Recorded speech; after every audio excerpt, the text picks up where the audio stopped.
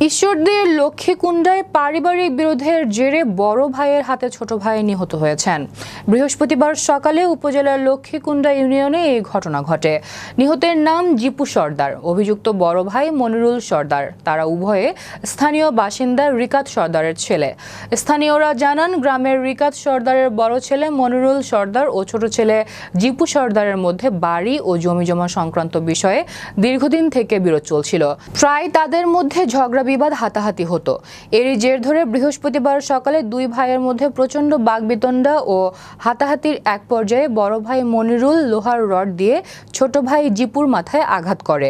জিপুও এ সময় তার হাতে থাকা হাসুয়া দিয়ে বড় ভাইকে কোপ দিলে তার দুই হাত কেটে যায়।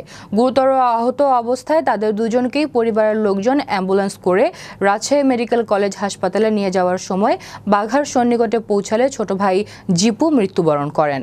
এ সময় উল্লেখিত স্থান থেকে আহত বড় ভাই মনিরুলকে সিএনজি ভাড়া করে রাজশাহী মেডিকেল কলেজ হাসপাতালে প্রেরণ করা হয় এবং নিহত ছোট ভাই জিপুর লাশ অ্যাম্বুলেন্স করে লক্ষ্মীকুণ্ডার নিজ বাড়িতে নিয়ে আসা হয়। ঈশ্বরদী থানার ওসি শহীদুল ইসলাম শহীদ জানান, বিষয়টি শোনার পর ঘটনাস্থলে পুলিশ অফিসার ও ফোর্স পাঠিয়েছি। এ বিষয়ে যথাযথ আইনি পদক্ষেপ গ্রহণের প্রক্রিয়া চলছে বলে জানান তিনি।